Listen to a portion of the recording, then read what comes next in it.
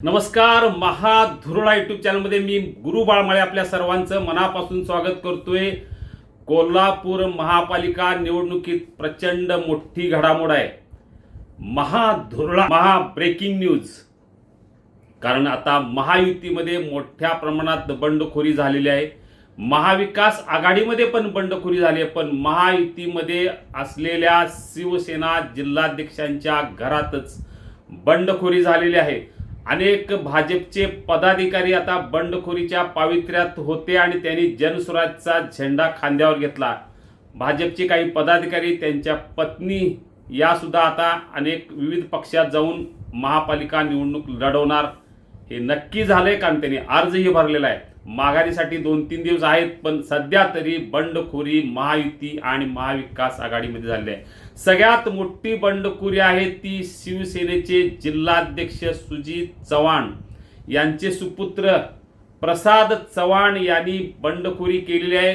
प्रभाग क्रमांक 10 मधून त्यांनी थेट जनसुराजचा झेंडा खांद्यावर घेतलेला आहे.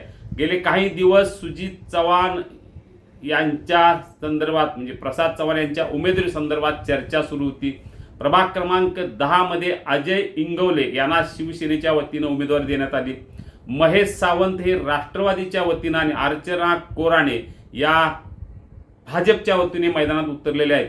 सुजित चव्हाण यांचे सुपुत्र प्रसाद चव्हाण यांना उमेदवारी मिळावी म्हणून प्रचंड आग्रह सुरू होता, पण शेवटच्या क्षणापर्यंत त्यांना उमेदवारी मिळाली नाही. तिथं अजय इंगवले यांना उमेदवारी मिळालेली आहे. त्यामुळे आता प्रसाद चव्हाण यांनी बंडखोरी केली आहे. पहिल्यांदा त्यांनी अपक्ष म्हणून अर्ज भरला, नंतर त्यांनी जनसुराज्यचा झेंडा खांद्यावर घेतलाय.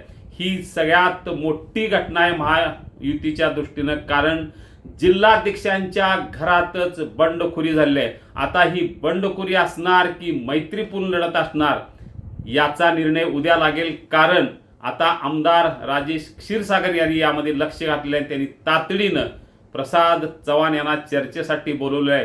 उद्या ही चर्चा होणार आहे.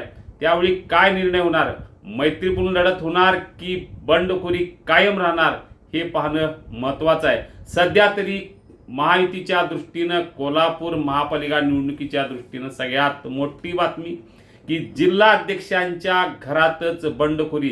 शिवसेना जिल्हाध्यक्ष सुजित चव्हाण यांचे सुपुत्र प्रसाद चव्हाण यांनी बंडखोरी केली. हे एकमेव बंडखोर नाहीत, अनेकांनी बंडखोरी केलेली आहे. त्याचा व्हिडिओ स्वतंत्र केला जाईल.